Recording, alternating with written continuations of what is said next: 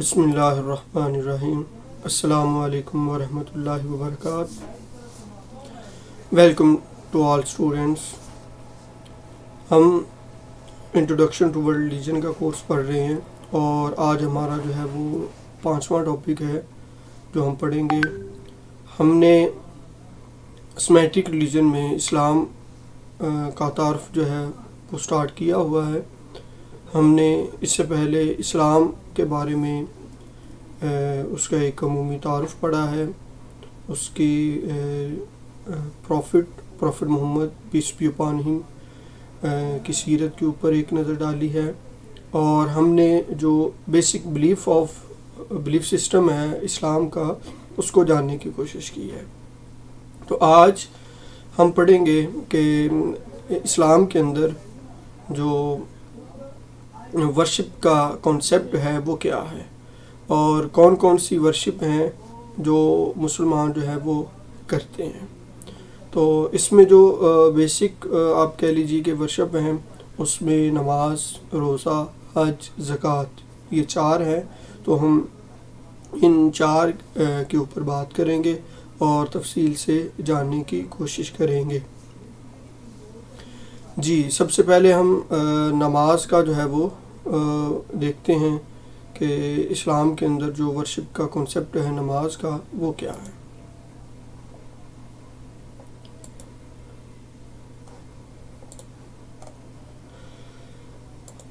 G, the concept of the worship in Islam. تو اسلام کے اندر جو عبادت کا تصور ہے، ایک حدیث مبارکہ کے مطابق جو ہے نبی مکرم نور مجسم علیہ السلام نے ارشاد فرمایا کہ بنی الاسلام علی 5، کہ اسلام کی بنیاد جو ہے وہ 5 چیزوں پر ہے۔ ایک فرمایا کہ کلمہ شہادت، یعنی کہ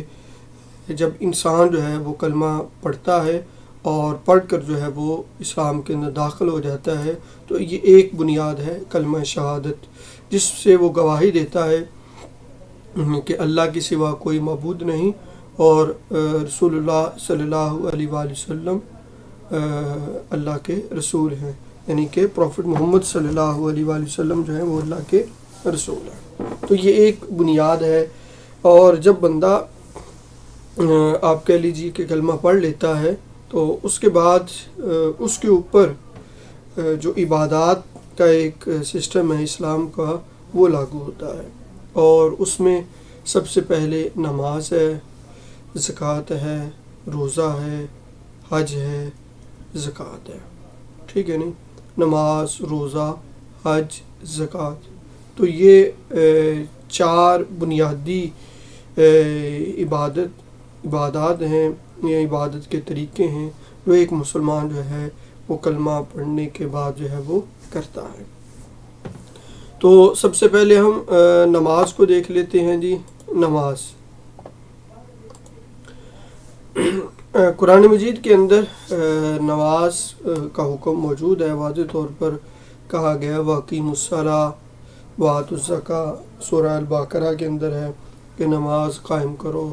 اور زکوٰۃ ادا کرو۔ جہاں نماز کا تذکرہ ہے وہاں زکوٰۃ کا بھی تذکرہ ہے۔ اسی طرح ایک اور موقع کے اوپر فرمایا کہ اِنَّ الصَّلَاةَ تَنْہَىٰ عَنِ الْفَحْشَاءِ وَالْمُنکَرِ، کہ بے شک نماز جو ہے برائی اور بے حیائی کے کاموں سے روکتی ہے۔ اور اسی طرح ایک اور موقع پر فرمایا کہ جو ہے وہ اپنی نمازوں کی حفاظت کرو، اور اسپیشلی جو ہے نماز وسطیٰ کی جو ہے وہ حفاظت کرو۔ اسی طرح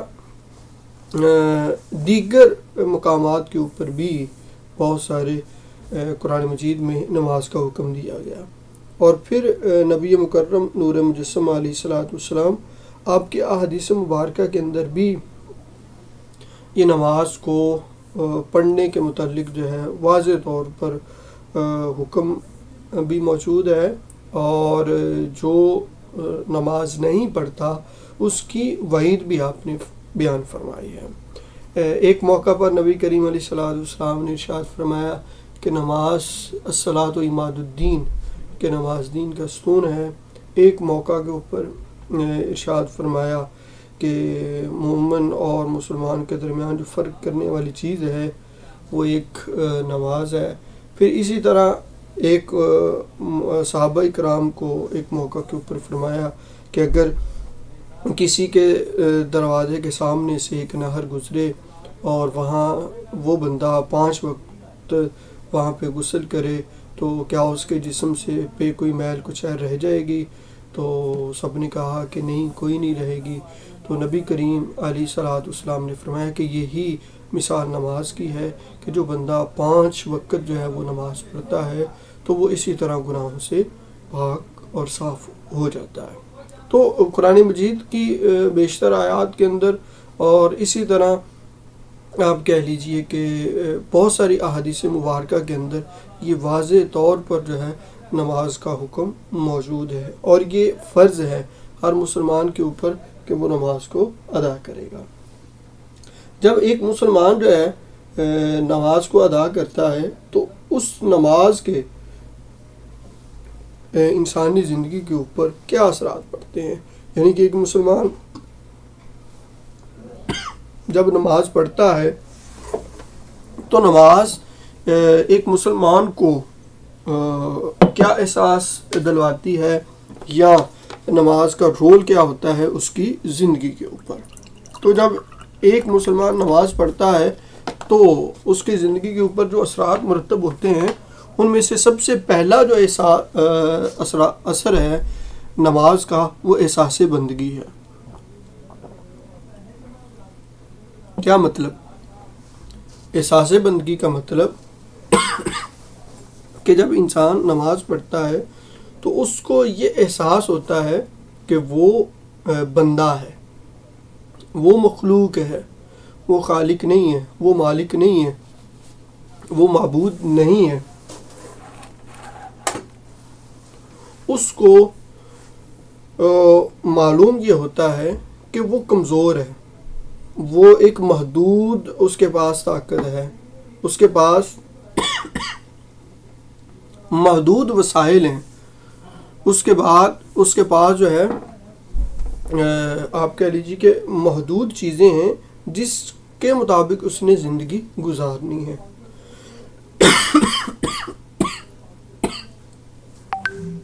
تو انسانی زندگی کے اوپر سب سے پہلا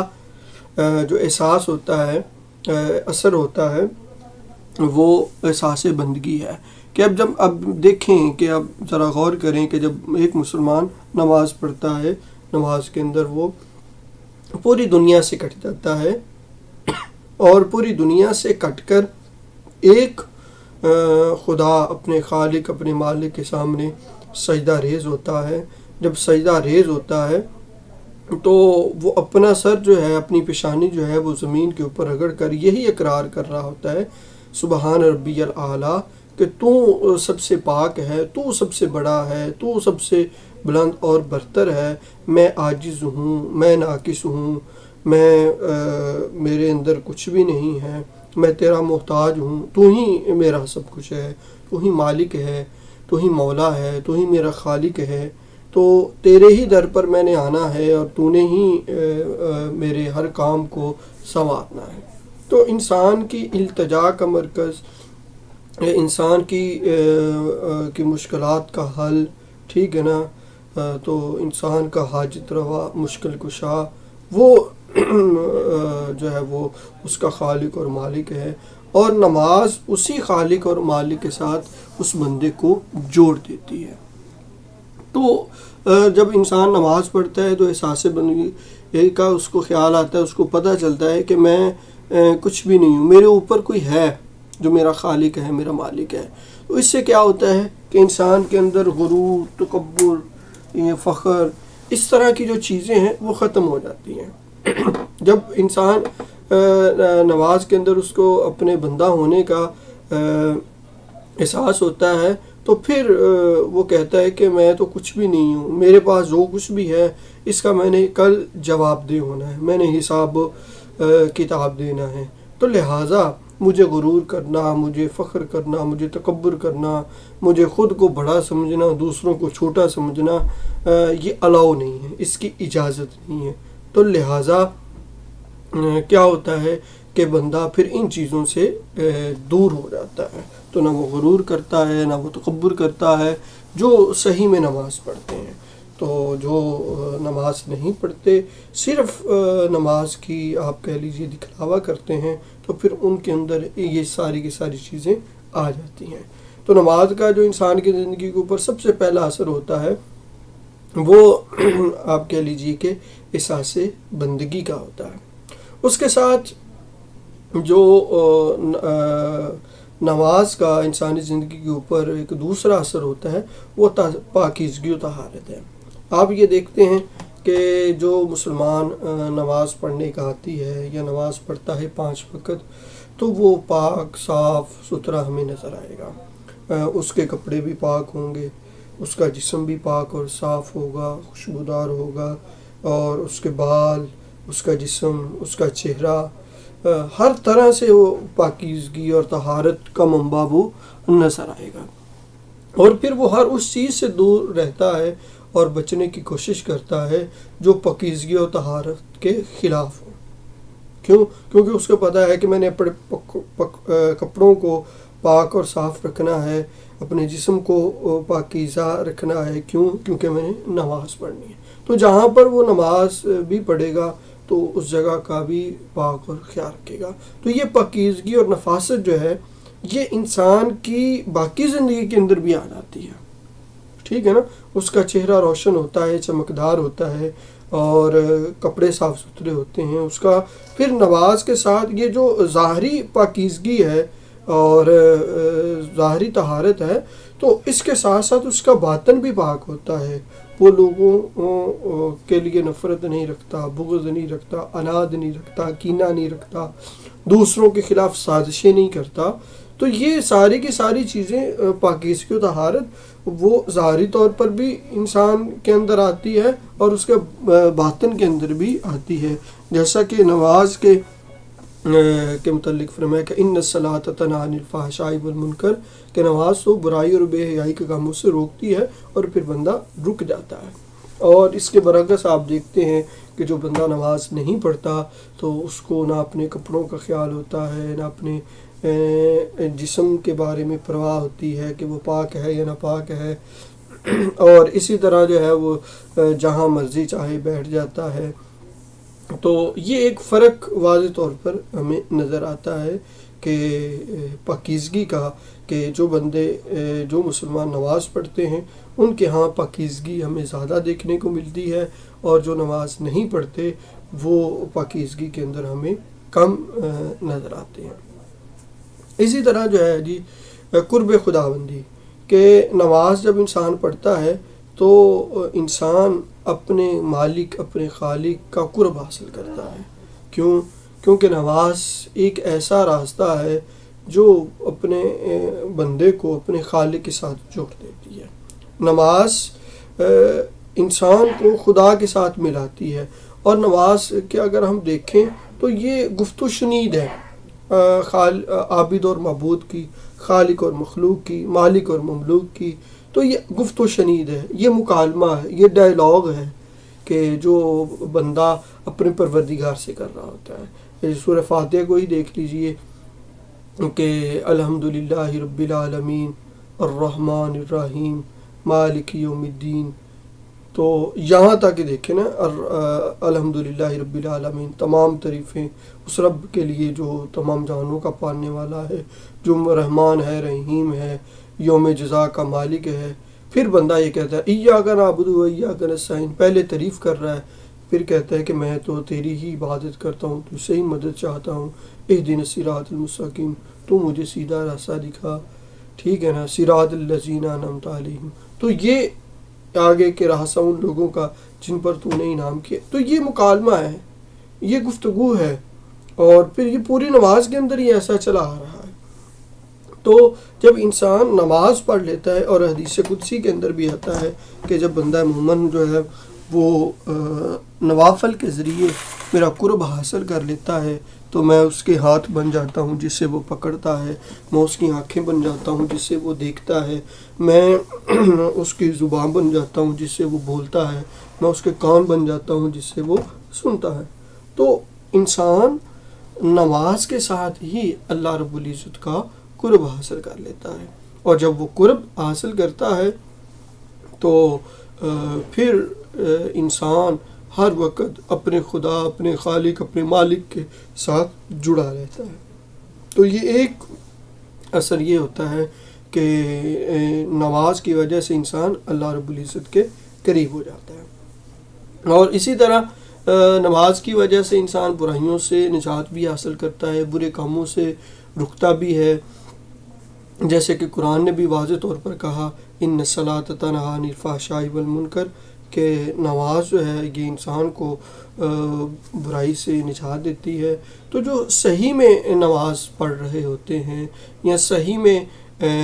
جو نماز کی پرواہ کر رہے ہوتے ہیں وہ برائیوں سے بچتے ہیں۔ بہت سارے لوگ ایسے ہیں جو نماز بھی پڑھ رہے ہیں، ساتھ ملاوٹ بھی کر رہے ہیں، جھوٹ بھی بول رہے ہیں، وعدہ خلافی بھی کر رہے ہیں، دوسروں کے اوپر ظلم و زیادتی بھی کر رہے ہیں۔ تو ایسے لوگ تو دکھلاوے کی نماز پڑھ رہے ہوتے ہیں۔ ایک بندہ نماز پڑھے اور برائی سے نہ باز آئے تو اس کا مطلب یہ ہے کہ وہ اس کی نماز درست نہیں ہے، اس کو اپنی نماز کے اوپر ریوزٹ کرنا چاہیے، نظر ثانی کرنی چاہیے، اس کی نماز کے اندر کوئی خامی ہوگی۔ تو نماز ایک ایسی چیز ہے جو انسان کو برائی سے اور آپ کہہ لیجئے کہ برے کاموں سے روکتی ہے۔ اسی طرح گناہوں کی بخشش بھی ہوتی ہے کہ جب انسان نماز پڑھتا ہے تو جیسا کہ میں نے پہلے حدیث مبارکہ بیان کی کہ جس میں نہر کی مثال دی گئی کہ 5 وقت جو بندہ نماز پڑھتا ہے تو اس کے جسم کے اوپر بھی کوئی گناہ جو ہے وہ نہیں رہتا۔ اسی طرح جو ہے نبی کریم علیہ الصلوۃ والسلام کی ایک حدیث مبارکہ کے اندر آتا ہے کہ 2 نمازوں کے درمیان اگر کوئی بندے سے گناہ ہو گئے ہیں تو جب وہ نماز پڑھتا ہے تو اس کے صدقے معاف ہو جاتے ہیں۔ اور پھر ہر نماز کے اندر ہم یہ دعا کرتے ہیں ربنا اغفر لی ولوالدی وللمؤمنین یوم یقوم الحساب، کہ اب اللہ تعالیٰ مجھے بخش دے، میرے والدین کو بخش دے، تمام مسلمانوں کو بخش دے۔ تو ہم دعا کر رہے ہوتے ہیں تو اس سے بھی جو ہے اللہ رب العزت ہمارے گناہوں کو بخش دیتا ہے۔ تو انسانی زندگی کے اوپر جو نماز کے اثرات ہوتے ہیں ان میں احساس بندگی، پاکیزگی و طہارت، قرب خداوندی، برائیوں سے نجات اور گناہوں کی بخشش، یہ چیزیں جو ہیں وہ شامل ہیں۔ پھر نماز جو ہے صرف ہمیں ان طرح کی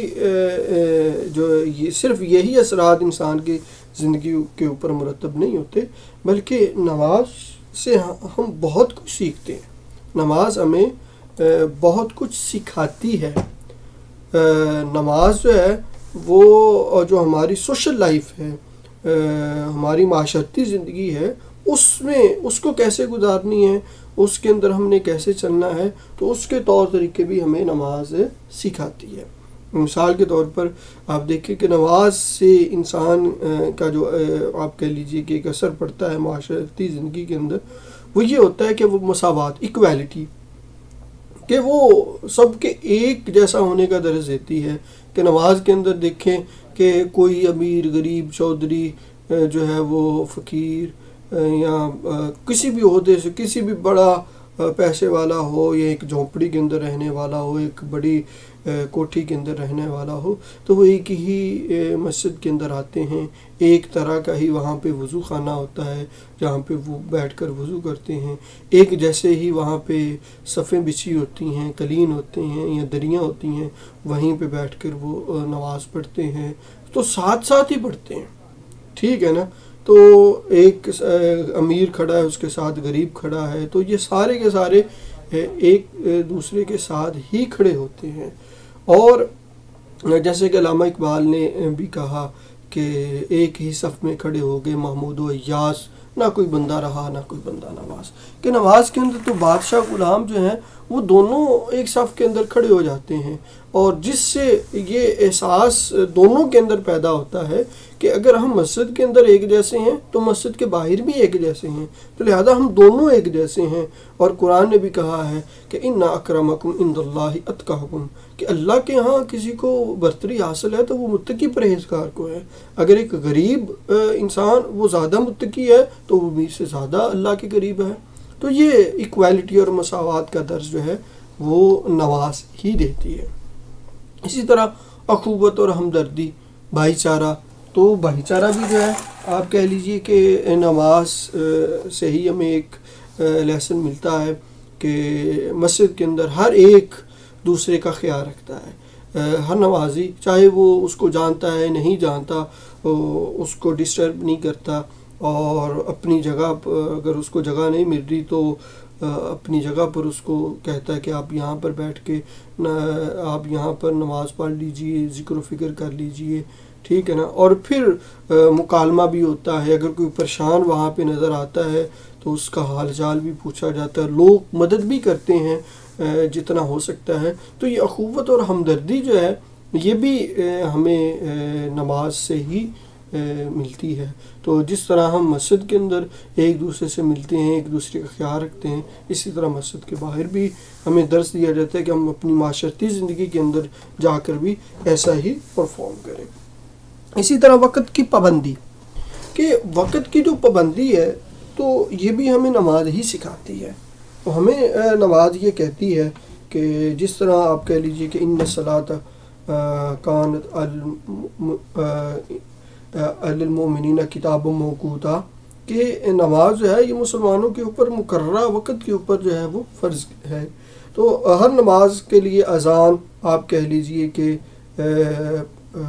کا وقت متعین ہے، جماعت کا وقت متعین ہے، تو اس میں کوئی آتا ہے نہیں آتا، اذان بھی ہوتی ہے، جماعت بھی ہو جاتی ہے، کسی کے لیے جو ہے وہ جماعت کا ویٹ نہیں کیا جاتا۔ تو لوگ جو ہے، لوگوں کو پتہ ہے جی اتنے بجے جماعت کھڑی ہونی ہے، اتنے بجے اذان ہونی ہے، وہ اپنی باقی چیزوں کو اسی کے اکارڈنگ جو ہے وہ مینٹین کرتے ہیں۔ جب مینٹین کرتے ہیں تو وہ وقت کے ساتھ جو ہے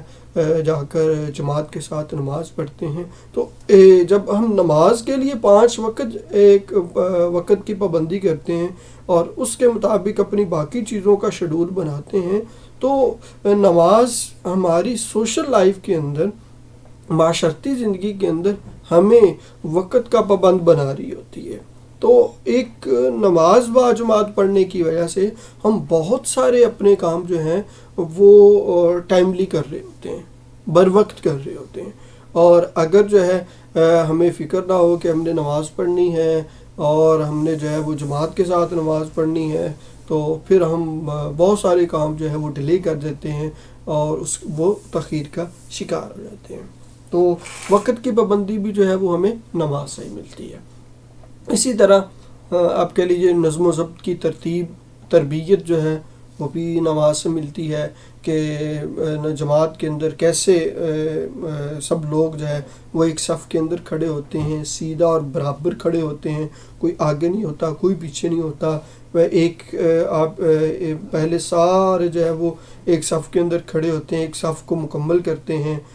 آداب کی ترتیب بھی آپ اسی کے ساتھ ایڈ کر لیجئے۔ لیڈرشپ کو بھی میں یہاں پہ لے لیتا ہوں کہ ایک امام ہوتا ہے تو وہ لیڈر سب اس کو مانتے ہیں، اور جیسے جیسے وہ جب تکبیر کہتا ہے سارے تکبیر کہتے ہیں، جب رکوع میں جاتا ہے سارے رکوع میں جاتے ہیں، تو لیڈرشپ بھی ہے، آداب کا خیال بھی رکھا جا رہا ہے، کوئی امام سے پہلے نہیں جاتا، نظم و ضبط بھی ہے، ٹھیک ہے نا۔ سارے پہلے ایک صف مکمل کرتے ہیں، پھر دوسری کرتے ہیں، پھر تیسری کرتے ہیں، پھر چوتھی، ٹھیک ہے نا۔ تو یہ نہیں ہے کہ ایک صف کے اندر 2 آدمی کھڑے ہیں، 2 دوسری کے اندر کھڑے ہیں، 2 دوسری، کوئی ایک ادھر کھڑا ہے ایک ادھر کھڑا ہے، نو، ایسا نہیں ہے۔ تو نظم و ضبط کی تربیت، آداب کی تربیت اور لیڈرشپ، یہ تینوں چیزوں کو اگر ہم دیکھ لیں تو یہ جماعت کے اندر ہمیں تینوں نظر آئیں گی، کہ مسلمان جو ہیں جو نمازی جو ہوں وہ امام کو اپنا لیڈر جیسے امام کر رہا ہے ویسے ہی کر رہے ہیں، تو نماز کے ساتھ، اور پھر اس سے آگے کوئی نہیں چاہتا۔ صفوں کی ترتیب دیکھ لیجئے کہ صفوں کے اندر وہ بڑے نظم و ضبط کے ساتھ اور آداب کے ساتھ کھڑے ہوتے ہیں، اور نبی کریم علیہ الصلوۃ والسلام نے بلکہ صفوں کے متعلق بھی حدیث میں کہ اپنی صفوں کو سیدھے رکھو کہ اللہ رب العزت تمہارے دلوں کو سیدھے رکھے گا، اور جو صفوں کا خیال نہیں رکھتا تو اللہ تعالیٰ اس کے دلوں کو ٹیڑھا کر دیتا ہے۔ تو یہ آداب کی تربیت، نظم و ضبط کی تربیت اور لیڈرشپ، یہ ساری کی ساری چیزیں ہمیں ہماری معاشرتی زندگی کے اندر یہ چیزیں ہیں۔ مساوات کا درس ہمیں نماز سے ملتا ہے، جو ہم اپنی معاشرتی زندگی کی بنیادی ضرورت ہے. اخوت و ہمدردی کا درس ہمیں نماز سے ملتا ہے. سوشل لائف کے اندر اس کا اہم رول ہے. وقت کی پابندی، نظم و ضبط، آداب، لیڈرشپ، یہ ساری کی ساری چیزیں جو ہیں یہ نماز کی وجہ سے انسان کے اوپر اس کے اثرات مرتب ہوتے ہیں. اور یہ چیزیں جو ہیں انسان کی سوشل لائف کے اندر بنیادی رول پلے کرتے ہیں. اگر انسان اپنی سوشل لائف کے اندر ان چیزوں کا خیال رکھتا ہے تو وہ ایک اچھی زندگی گزار رہا ہوتا ہے. اور اگر انسان اپنی سوشل لائف کے اندر ان چیزوں کا خیال نہیں رکھتا تو پھر وہ اچھی زندگی گزار نہیں رہا ہوتا. اچھا جی، اس کے ساتھ یہ نماز کہہ لیجئے کہ جو ورشپ کا کنسپٹ ہے اسلام کے اندر، اس میں بنیادی طور پر ایک کہہ لیجئے کہ نماز سب سے زیادہ اس کی بھی تاکید کی گئی ہے، اس لیے میں نے زیادہ ڈیٹیل کے ساتھ اس کی بات کی ہے. اس کے بعد جو ہے اگر ہم بات کریں نماز کے ساتھ روزے کی، تو نماز کے ساتھ کے بعد روزہ جو ہے یہ ایک کہہ لیجئے کہ یہ بھی ایک کی عبادت ہے، بنیادی عبادت ہے اسلام کے اندر. اور مسلمان جو ہے یہ روزہ رکھتے ہیں، اور قرآن مجید کے اندر بھی یہ حکم موجود ہے کہ یا ایھا الذین آمنوا کتب علیکم الصیام کما کتب علی الذین من قبلکم لعلکم تتقون، کہ ایمان والو تمہارے اوپر جو ہیں وہ روزے فرض کیے گئے، اور جیسا کہ تم سے پہلی امتوں کے اوپر روزے فرض کیے گئے. روزے کیوں فرض کیے گئے؟ تاکہ تم متقی اور پرہیزگار بن جاؤ. تو جو مسلمان ہیں تو مسلمانوں کے لیے سال میں ایک ماہ کے جو ہے وہ روزے رکھنا جو ہے وہ فرض قرار دے دیا گیا. 11 ماہ وہ روزے نہیں رکھتے، لیکن ایک مہینہ جو ہے مسلمانوں کو روزے رکھنے کا جو ہے وہ حکم دیا گیا. تو پہلے اسلام کے اندر یہ روزہ جو ہے صرف اسلام کے اندر نہیں ہے، بلکہ اسلام سے پہلے کے جو مذاہب تھے ان کے اندر بھی جو ہے وہ روزے کا کانسیپٹ پایا جاتا ہے. کرسچینٹی کو دیکھ لیجئے، جوڈائزم کو دیکھ لیجئے، ان کے اندر واضح طور پر یہ کانسیپٹ موجود ہے. اسی طرح جو ہندی مذاہب ہے وہاں پہ بھی یہ جو روزے کی ملتی جلتی شکلیں آپ کو ملیں گی. جیسے کہ وہاں پہ ورت کا ایک کانسیپٹ ہے، لوگ جو ہے وہ ایک دوسرے کے لیے ورت رکھتے ہیں، اور اس کے اندر بھی وہ کھاتے پیتے کچھ نہیں ہے. اس کا طریقہ کار اور وقت جو ہے وہ متعین ہوتا ہے کہ انہوں نے کتنی دیر کا وقت ورت رکھا ہے، اور اس میں بھی اسی طرح کی معاملات ہی وہ کرتے ہیں. خیر، مقصد یہ ہے کہ روزہ جو ہے یہ انسان کی ایک مسلمان کے اوپر جو ہے یہ لازم ہے کہ وہ سال میں ایک مہینے کے روزے رکھے گا، اور اس مہینے کو رمضان کا مہینہ کہا جاتا ہے. تو جب انسان روزہ رکھتا ہے تو روزہ رکھنے پر انسان کی زندگی کے اوپر کون سے اثرات مرتب ہوتے ہیں، ہم ان کی بات کرتے ہیں. جی، سب سے پہلا جو ہے جی روزہ رکھنے کا اثر انسانی زندگی پر ہوتا ہے وہ تقویٰ ہے. جیسا کہ قرآن نے بھی کہا کہ لعلکم تتقون، تمہارے اوپر روزے اس لیے فرض کیے گئے تاکہ تم متقی اور پرہیزگار بن جاؤ. تو تقویٰ جو ہے اور تقوی کے اور اللہ کے قریب بھی وہی انسان ہوتا ہے جو متقی اور پرہیزگار ہوتا ہے. قرآن نے بھی کہا ان اکرمکم عند اللہ اتقاکم، کہ اللہ کے ہاں تو سب سے زیادہ پسندیدہ یا محبوب وہی فرد ہے جو سب سے زیادہ متقی اور پرہیزگار ہے. تو روزہ رکھنے کا پہلا مقصد جو قرآن نے بیان کیا ہے وہ تقویٰ ہے، اور روزہ رکھنے سے انسانی زندگی کے اوپر جو سب سے پہلا اثر آتا ہے وہ تقوی کا ہی آتا ہے. اور جو انسان متقی ہوتا ہے وہ حقوق العباد اور حقوق اللہ کی پاسداری کرتا ہے، اور عمل بالمعروف اور نہی عن المنکر کی بھی پاسداری کرتا ہے. اسی طرح دوسرا جو روزہ رکھنے کے ساتھ انسان کی زندگی کے اوپر اثر واقع ہوتا ہے وہ ضبط نفس ہے. ضبط نفس، اپنے نفس کے اوپر کنٹرول رکھنا. نفس کے اوپر کنٹرول رکھنے سے کیا مراد ہے؟ اپنی خواہشات کے اوپر کنٹرول کرنا، اپنی خواہشات کو لگام ڈالنا. تو یہ ضبط نفس، کیونکہ روزے کے اندر انسان کھانے پینے سے ایک مقررہ وقت تک خود کو باز رکھتا ہے، اور اسی طرح جو اپنی خواہش ہے اس کو بھی پورا کرنے سے جو ہے وہ جو جنسی خواہش ہے اس کو منع کیا گیا، روکا گیا ہے کہ جب تک وہ روزے کی حالت کے اندر ہے تو وہ کھا بھی نہیں سکتا، پی بھی نہیں سکتا، اور اپنی جنسی خواہش کو پورا نہیں کر سکتا. روزہ افطار کرنے کے بعد یہ تینوں عمل کر سکتا ہے، کھا بھی سکتا ہے، پی بھی سکتا ہے، اور اپنی جو ہے خواہش بھی پوری کر سکتا ہے. تو جب انسان روزے کی حالت کے اندر ان تین چیزوں کے ساتھ چل رہا ہوتا ہے، نہ وہ کھا رہا ہے نہ وہ پی رہا ہے، اس کے سامنے کھانے کی چیزیں بھی پڑی ہوئی ہیں، پینے کے والے مشروبات بھی پڑے ہوئے ہیں، اور اس کے سامنے اور اس کی بیوی بھی ہے، لیکن پھر بھی وہ اپنی خواہش پوری نہیں کر رہا. تو کیونکہ اس نے روزہ رکھا ہوا ہے. اور جب یہ ہر چیز اویلیبل ہونے کے باوجود بھی وہ کچھ نہیں کر رہا، تو وہ دراصل کیا کر رہا ہے؟ اپنے نفس کے اوپر کنٹرول کر رہا ہے. اور جس کا فائدہ کیا ہوتا ہے کہ اگر خدا نخواستہ کسی زندگی کے موقع کے اوپر اس کو وہ مشکل حالات میں آ جاتا ہے، تنگ دستی ہو جاتی ہے اور فاقے کے اندر چلا جاتا ہے، تو یہ ایک ٹریننگ بھی آپ کہہ لیجئے ساتھ ساتھ ہے. اللہ کا حکم ہے کہ روزہ رکھنا ہے، لیکن اس کے ساتھ دیگر جو فوائد ہیں اس میں یہ بھی ہیں کہ وہ بے جا لالچی نہیں ہوتا پھر. اور اگر خدا نخواستہ جیسے کہ میں نے بات کی کہ کوئی مشکل وقت آ جائے تو اس میں پھر صبر کرنا، تحمل سے کام لینا، اپنے نفس کے اوپر کنٹرول کرنا، تو ایک طرح سے اس کی ایکسرسائز اور اس کی ٹریننگ ہو چکی ہوتی ہے، تو بندہ پھر مشکل پیش نہیں آتی اس کو، وہ ایزی فیل کرتا ہے اور اس پیریڈ کو فیس کر جاتا ہے بڑی آسانی کے ساتھ. اور پھر ضبط نفس جب انسان کو آ جاتا ہے تو انسان کے اندر لالچ جو ہوتی ہے، اور انسان کے اندر آپ کہہ لیجئے کہ جو طمع ہوتی ہے،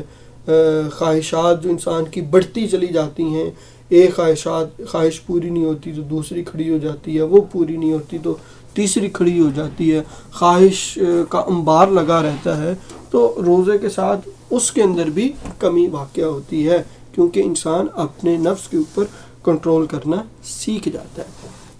اسی طرح جو ہے انسانی ہمدردی جو ہے یہ انسان کے اندر پیدا ہوتی ہے کہ جب انسان خود صبح سے لے کر شام تک بھوکا پیاسا رہتا ہے، کچھ کھاتا پیتا نہیں ہے، تو پھر وہ اس کو ان لوگوں کا خیال آتا ہے جو بمشکل ان کو کھانے پینے کا جو ہے وہ سامان مہیا ہوتا ہے، اور وہ اپنا بڑی مشکل سے پیٹ پالتے ہیں. تو پھر جب انسان خود اس پروسیس سے گزرتا ہے کہ سارا دن بھوکا رہنا جو ہے وہ کتنا مشکل ہے، تو جو لوگ مستقل ایسے زندگی گزار رہے ہیں تو ان کا حال کیا ہوگا. میں تو ایک ماہ بڑی مشکل سے گزارتا ہوں اور میرے اندر کمزوری ہو جاتی ہے، اور میں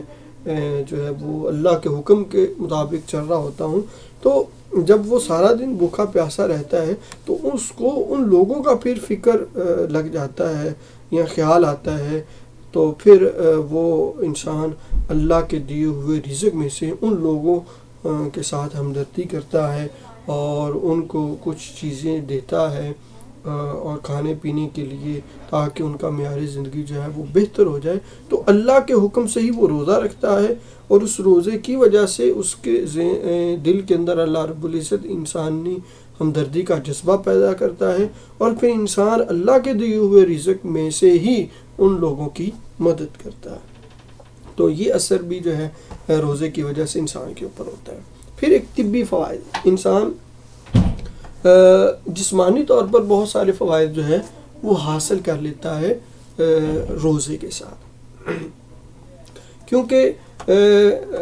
رمضان کے علاوہ ہم وقت بے وقت کھاتے پیتے رہتے ہیں، کبھی زیادہ کھا لیتے ہیں، کبھی کم کھا لیتے ہیں، اور زیادہ یا کم کھانے کی وجہ سے یا وقت بے وقت کھانے کی وجہ سے ہمارا جو معدہ ہوتا ہے وہ کئی مسائل کا شکار ہو جاتا ہے۔ تو جب وہ کئی مسائل کا شکار ہوتا ہے جس سے انسان کی صحت کا توازن بگڑ جاتا ہے، تو انسان کئی طرح کی بیماریوں کے اندر مبتلا ہو جاتا ہے۔ لیکن رمضان کے اندر انسان کے کھانے پینے کے ٹائم جو ہیں وہ فکس ہو جاتے ہیں، اور وہ ایک ضرورت کے مطابق ہی کھاتا ہے، نہ وہ زیادہ کھاتا ہے نہ وہ کم کھاتا ہے، جس سے جو ہے انسان کی صحت جو ہے وہ برقرار رہتی ہے، انسان کی صحت جو ہے وہ ٹھیک رہتی ہے، اور انسان بہت ساری بیماریوں کے اندر جب مبتلا ہوتا ہے تو پھر آپ کہہ لیجیے بہت ساری چیزوں کے اندر اس کو افاقہ ہو جاتا ہے اور انسان تندرستی کی طرف آ جاتا ہے۔ تو روزہ رکھنے کے ساتھ انسان کو طبی فوائد بھی جو ہیں وہ حاصل ہوتے ہیں، اور بہت سارے ڈاکٹر بھی جو ہیں یہ مشورہ دیتے ہیں اگر کسی کو کوئی بیماری نہ جا رہی ہو تو وہ کہتے ہیں کہ کھانے کے اندر پرہیز وہ لازمی قرار دیتے ہیں اور کم کھانے کو کہتے ہیں، اور بعض ڈاکٹر جو ہیں وہ روزہ رکھنے کی بھی تلقین کرتے ہیں کہ تم روزہ رکھو۔ اسی طرح قناعت اور احسار، قناعت کے جتنا اللہ نے دیا ہے اس کے اوپر جو ہے وہ شکر ادا کرنا، اور احسار کا مطلب یہ ہے کہ جو ہمیں مل رہا ہے، جو میرے پاس مجھے ایک چیز کی ضرورت ہے اور میں دیکھتا ہوں کہ میرے دوسرے بھائی کو بھی ضرورت ہے، تو میں اپنی ذات کے اوپر دوسرے کو ترجیح دیتا ہوں، اس کو احسار کہتے ہیں۔ تو روزے کی وجہ سے ایک تو انسان کے اندر قناعت آتی ہے، اور دوسرا اس کے اندر احسار کا جذبہ پیدا ہوتا ہے کہ اس کو سحری کے وقت یا افطاری کے وقت جو بھی میسر آتا ہے وہ اس سے روزہ رکھتا ہے اور روزہ افطار کرتا ہے، اور اس کے اوپر اللہ کا شکر ادا کرتا ہے، اور اس کے دل کے اندر یہ زیادہ لالچ نہیں آتی۔ اور افطاری کے وقت اور سحری کے وقت اگر وہ دیکھتا ہے کہ ایک میرا بھائی جو ہے وہ روزہ رکھنا چاہتا ہے لیکن اس کے پاس کچھ موجود نہیں ہے، تو وہ کیا کرتا ہے کہ اپنا حصہ بھی اس کو دے دیتا ہے، اور ایک مسلمان جو ہے جس نے روزہ رکھا ہوا ہے وہ افطار کرنے کا اس نے روزہ افطار کرنا ہے لیکن اس کے پاس کھانے پینے کے لیے کچھ بھی نہیں ہے، تو انسان اپنی افطاری دوسرے کو دے دیتا ہے، اور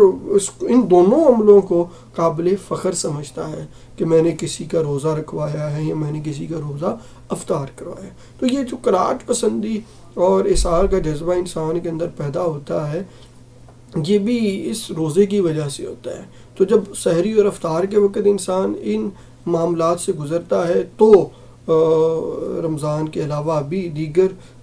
معاملات کے اندر بھی جو ہے یا دنوں کے اندر بھی انسان اس کے اوپر عمل پیرا ہوتا ہے۔ پھر معاشی تعاون، رمضان کے اندر انسان صدقہ و خیرات کرتے ہیں، بہت زیادہ صدقہ و خیرات کرتے ہیں، اور کیونکہ اللہ رب العزت نے فرمایا ہے کہ اس کا یہ وعدہ ہے کہ رمضان کے اندر ہر عمل کا جو ہے وہ اجر اور ثواب جو ہے وہ 10 گنا بڑھ جاتا ہے۔ تو لوگ جو ہے وہ زیادہ سے زیادہ جو ہے وہ رمضان کے اندر صدقہ و خیرات کرتے ہیں، زکوٰۃ اسپیشلی ادا کرتے ہیں، اور پھر فطرانے کا بھی حکم موجود ہے کہ ہر بندہ جو ہے وہ فطرانہ دے، اور پھر وہ زکوٰۃ یا صدقہ خیرات کرنا یا فطرانہ وہ مخصوص لوگوں کو ہی دیا جاتا ہے جو آپ کہہ لیجئے معاشی طور پر کمزور ہیں اور ان کا معیار زندگی بہتر نہیں ہے، تو ان کے ساتھ معاشی تعاون بھی کیا جاتا ہے تاکہ وہ اپنا معیار زندگی جو ہے وہ بہتر بنا سکیں۔ تو ان روزے کے جو انسانی زندگی کے اوپر اثرات مرتب ہوتے ہیں ان میں تقویٰ، ضبط نفس، انسانی ہمدردی، طبی فوائد، قناعت و احسار اور معاشی تعاون شامل ہے۔ تو روزہ جو ہے یہ اسلام کے اندر ایک بنیادی عبادت ہے جو ہر مسلمان جو ہے وہ کرتا ہے۔ اسی طرح جو ہے ایک اور عبادت اسلام کے اندر جو ہے اس کو ہم کرتے ہیں کہتے ہیں زکوٰۃ۔ تو زکوٰۃ بھی ہر مسلمان کے اوپر فرض ہے، اور سال میں ایک بار اس انسان نے جو ہے اللہ کے دیے ہوئے رزق میں سے اس نے اللہ کے بندوں کے اوپر خرچ کرنی ہے. جیسے سورہ البقرہ میں ہے کہ وَمِمَّا رَزَقْنَاهُمْ يُنْفِقُونَ، کہ وہ اللہ کے دیے ہوئے رزق میں سے خرچ کرتے ہیں. اور جہاں پہ نماز کا تذکرہ ہے کہ وَأَقِیمُوا الصَّلَاةَ، کہ نماز قائم کرو، وہاں پہ زکوٰۃ کے بارے میں بھی حکم دیا جاتا ہے کہ تم زکوٰۃ ادا کرو. تو جب انسان، اور پھر زکوٰۃ کے متعلق حدیث مبارکہ کے اندر بھی ہے کہ جو بندہ زکوٰۃ ادا نہیں کرتا تو کل قیامت والے دن وہی جو زکوٰۃ کا مال ہوگا وہ ایک گنجا سانپ کی صورت کے اندر اس کے اوپر مسلط کر دیا جائے گا کل قیامت والے دن، اور اس کو وہ ڈسے گا. تو اس طرح کی دیگر بھی روایات موجود ہیں جس کے اندر زکوٰۃ نہ دینے کے اوپر وعید بیان کی گئی ہے. تو زکوٰۃ جب انسان ادا کرتا ہے تو ایک مسلمان، تو اس کے معاشرتی فوائد کیا حاصل ہوتے ہیں، انسان کی زندگی کے اوپر اس کے کیا اثرات مرتب ہوتے ہیں، ہم ان کو دیکھتے ہیں.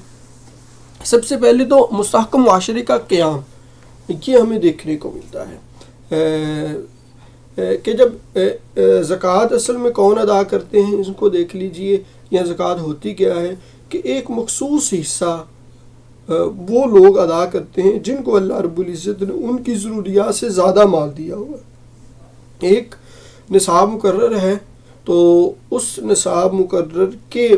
بعد جو ان کے پاس اضافی پیسہ ہے، جو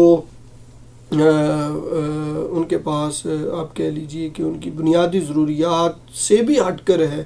تو وہ ایک پڑا ہے اور سال گزر گیا ہے، تو کہا ہے کہ اب سال گزر گیا ہے، اس کو تم نے اپنے کام کے اندر بھی نہیں لے کر آئے، تو لہٰذا اب اس میں سے 40واں حصہ جو ہے تم ان لوگوں کو دے دو جو جن کے پاس پیسہ نہیں ہے یا معاشی طور پر کمزور ہیں. تو یہ ان کا حق ہے اور تمہارے اوپر یہ فرض ہے کہ تم ان کو ادا کرو. تو وہ 40واں حصہ جو ہے وہ امیر جو ہیں وہ ایک غریب کو ادا کرتا ہے. تو جب غریب کو ادا کرتا ہے تو وہ غریب اس پیسے کے ساتھ جو اس کا حق ہے، اور جب اس کو حق ملتا ہے تو اپنی معیار زندگی کو بہتر بنانے کی کوشش کرتا ہے. تو پھر جو افراط و تفریط والا معاملہ ہے کہ ہم دیکھتے ہیں کہ سوسائٹی کے اندر ایک طبقہ ہے جو امیر سے امیر تر ہوتا چلا جاتا ہے، ایک طبقہ جو ہے وہ غریب سے غریب تر ہوتا چلا جاتا ہے. تو جب زکوٰۃ والے جو ہیں، جب زکوٰۃ کی ادائیگی کرتے ہیں امیر لوگ، تو غریب لوگ بھی جو ہے ان زکوٰۃ کے پیسوں سے جو ان کا حق ہوتا ہے اپنے معیار زندگی جو ہے وہ بہتر بناتے ہیں. تو جب بہتر بناتے ہیں تو ایک مستحکم معاشرے کا قیام ہمیں دیکھنے کو ملتا ہے، اور کیونکہ وہ پھر طبقاتی کشمکش جو ہے وہ ختم ہو جاتی ہے. اسی طرح جو ہے زکوٰۃ کی ادائیگی کے ساتھ سماجی برائیوں کا خاتمہ ہوتا ہے. اگر ہم اپنے معاشرے کا انالیسز کریں، تجزیہ کریں، تو اس میں جتنے بھی جرائم پائے جاتے ہیں ان میں موسٹلی جو جرائم کا جو تعلق ہوگا وہ مال کے ساتھ ہوگا. اس کی وجہ دولت ہوگی، اس کی وجہ پیسہ ہوگی. ٹھیک ہے نا. لوگ غربت کی وجہ سے، لوگ تعلیم نہ ہونے کی وجہ سے، ٹھیک ہے نا، ان امپلائڈ ہونے کی وجہ سے، بے روزگار ہونے کی وجہ سے بہت سارے جرائم کے ساتھ وہ جڑ جاتے ہیں. تو ان کی بنیادی نیڈز اگر پوری نہیں ہو رہی، بیسک نیڈ، تو ان کو پورا کرنے کے لیے بھی پھر وہ غلط راستہ کا انتخاب بھی کرتے ہیں. تو بہت ساری سماجی برائیاں کی وجہ جو ہے وہ غربت ہے، پیسہ نہ ہونا ہے. تو جب بہت ساری برائیاں کی وجہ پیسہ ہے، تو جب انسان جو ہے آپ کہہ لیجئے کہ ایک امیر لوگ جس کے اوپر زکوٰۃ فرض ہے، جب وہ زکوٰۃ ادا کرتا ہے تو وہ غریب لوگ جو جن کو ضرورت ہے، جن کی بیسک نیڈز پوری نہیں ہو رہی، جب ان کے پاس جاتا ہے تو پھر وہ اب اس پیسے سے اپنی بیسک نیڈ کو پورا کرتے ہیں. جب وہ پورا کرتے ہیں تو وہ ایک صحیح وے کے ساتھ ان کی بیسک نیڈز پوری ہو جاتی ہیں، تو وہ غلط راستہ کا انتخاب نہیں کرتے، جس سے بہت ساری جو سماجی برائیاں ہیں ان کا خاتمہ ہو جاتا ہے. اسی طرح جہاں زکوٰۃ کی وجہ سے سماجی برائیوں کا خاتمہ ہوتا ہے، اسی طرح حرص کا خاتمہ بھی ہوتا ہے، لالچ کا خاتمہ بھی ہوتا ہے کہ غریب تو دولت نہ ہونے کی وجہ سے بہت ساری برائیوں کا شکار ہو جاتا ہے، اسی طرح جو امیر فرد ہوتا ہے اس کے اندر بھی لالچ اور حرص آ جاتی ہے کہ وہ پیسہ اکٹھا کرتا چلا جاتا ہے، اتنا پیسہ اکٹھا کرتا ہے کہ وہ کہتا ہے جی بس پیسہ ہی سب کچھ ہے، میرا ہی پیسہ ہے، میں نے کسی کو نہیں دینا، تو اس کے اندر حرص اور لالچ بھی آ جاتا ہے، تو پھر اس سے بھی بہت ساری برائیاں جو ہے وہ جنم لیتی ہیں۔ ایک برائی جنم لیتی ہے دولت نہ ہونے کی وجہ سے، اور ایک برائی جنم لیتی ہے کہ زیادہ پیسے کی جب لالچ آ جاتی ہے، حرص آ جاتی ہے بندے کے اندر، تو پھر بھی بہت ساری برائیوں کے اندر انسان مبتلا ہو جاتا ہے۔ تو زکوٰۃ جب انسان ادا کرتا ہے تو اس کے اندر جو حرص اور طمع کا، یہ لالچ کا جو پہلو ہے وہ کم ہوتا ہے، اس کو پتہ ہے کہ جتنا بھی میں پیسہ اکٹھا کر لوں تو اس میں سے مجھے تو دینا پڑے گا، یہ اللہ تعالیٰ کی طرف سے حکم ہے اور میں نے ادا کرنا ہی کرنا ہے، تو انسان زکوٰۃ کی ادائیگی سے جو امیر لوگ ہیں وہ حرص کا ان سے خاتمہ ہوتا ہے اور وہ بھی بہت ساری برائیوں سے بچ جاتے ہیں۔ پھر جب امیر اور غریب کے اندر زکوٰۃ کا تبادلہ ہوتا ہے کہ ایک فرد جو ہے وہ دوسرے کو زکوٰۃ کی رقم ادا کر رہا ہوتا ہے، ایک اپنا فرض ادا کر رہا ہے، دوسرا اپنا حق لے رہا ہے، تو اس میں باہمی اتحاد پیدا ہوتا ہے۔ جب ملاقات ہوتی ہے تو غریب اور امیر کے درمیان جو ہے یہ ایک عجیب سی ذہن سازی بنی ہوتی ہے۔ امیر لوگ جو ہیں وہ غریبوں کو اچھا نہیں سمجھتے کہ یہ ہر وقت مانگنے والے ہیں، یہ اچھے لوگ نہیں ہوتے، یہ نہیں ہوتا، وہ نہیں ہوتا۔ اسی طرح غریبوں کے ذہن کے اندر بھی ہوتا ہے کہ یہ پتہ نہیں اپنے آپ کو کیا سمجھتا ہے، اس کے پاس 4 پیسے آ گئے، یہ سیدھے طریقے بات نہیں کرتا، یہ نہیں کرتا، وہ نہیں کرتا، تو دونوں ایک دوسرے کے بارے میں عجیب سے خیالات رکھتے ہیں۔ تو جب زکوٰۃ کی ادائیگی کے وقت ایک اپنا فرض ادا کر رہا ہے، دوسرا اپنا حق وصول کر رہا ہے، تو وہ جو خیالات ہوتے ہیں تو وہ تبدیل ہو جاتے ہیں۔ اپنا فرض ادا کرنے والا کہتا ہے یہ تو بڑا اچھا انسان ہے، تو جو اپنا حق وصول کر رہا ہے وہ بھی کہتا ہے یہ تو بڑا اچھا انسان ہے، میں تو اس کے بارے میں بہت برا خیال کرتا تھا، تو باہمی اتحاد جو ہے وہ پیدا ہوتا ہے۔ تو جب باہمی اتحاد پیدا ہوتا ہے تو دونوں کے اندر جذبہ اظہار بھی پیدا ہوتا ہے، پھر دونوں جو پہلے ایک دوسرے کے بارے میں برا برا سوچتے تھے اب دونوں ایک دوسرے کو اپنی ذات کے اوپر ترجیح دے رہے ہوتے ہیں، دونوں ایک دوسرے کا خیال رکھ رہے ہوتے ہیں،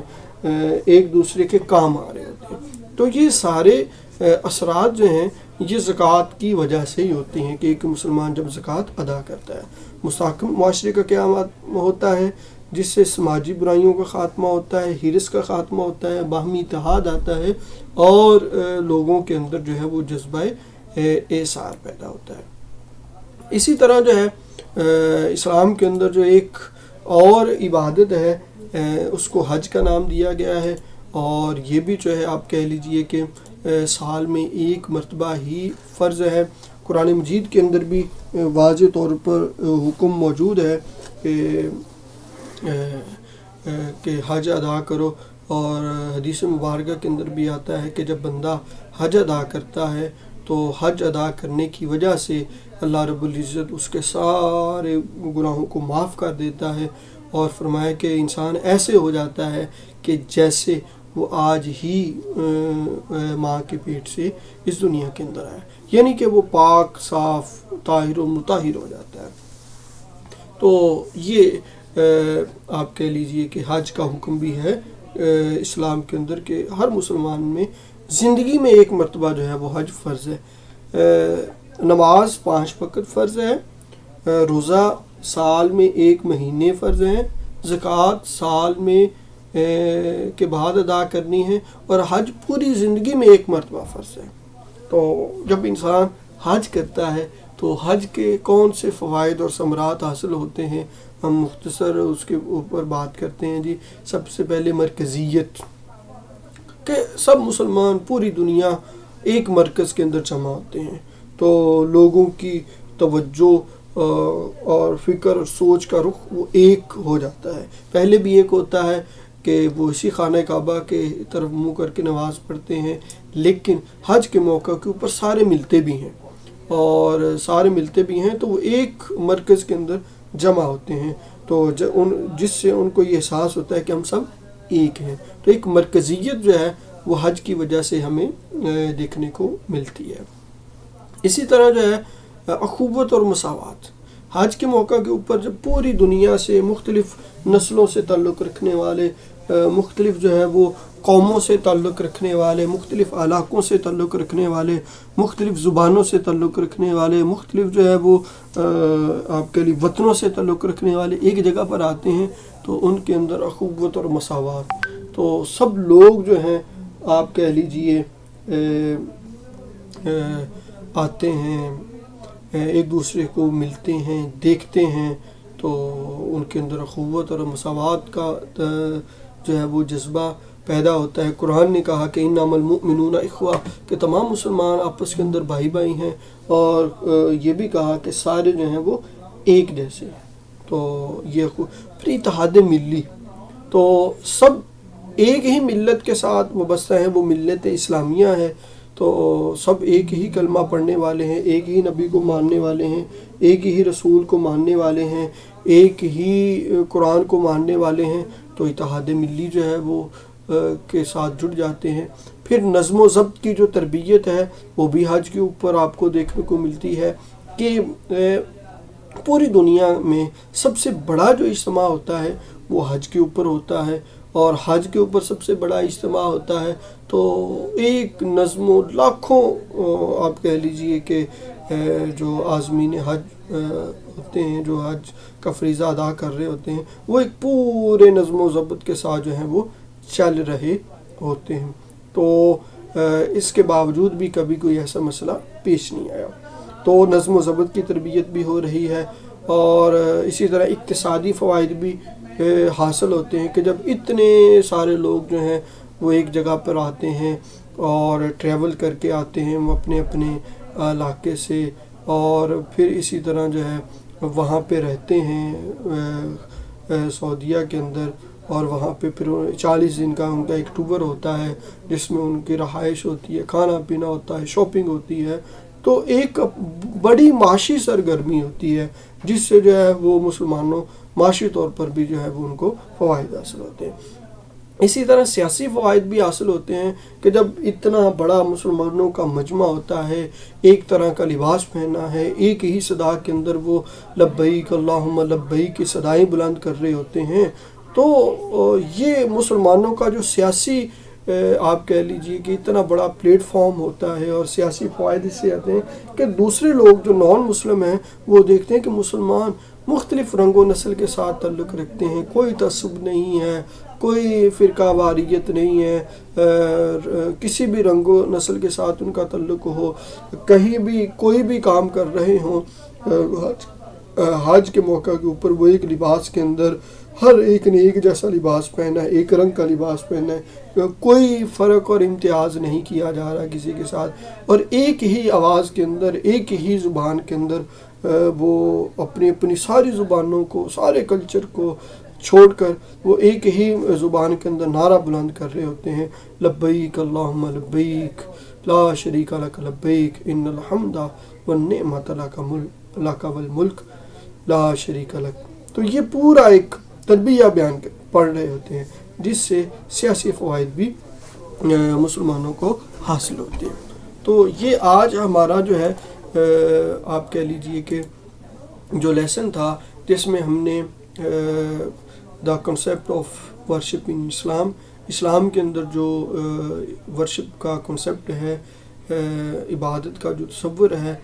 اس کے اوپر ہم نے بات کی۔ تو اسلام کے اندر 4 بنیادی عبادات ہیں، جس میں نماز ہے، روزہ ہے، حج ہے، زکوٰۃ ہے۔ اس کی فرضیت قرآن و حدیث کے اندر واضح طور پر موجود ہے۔ تو فرضیت کے ساتھ ساتھ جو انسانی زندگی کے اوپر ان کے اثرات مرتب ہوتے ہیں، ہم نے تفصیل کے ساتھ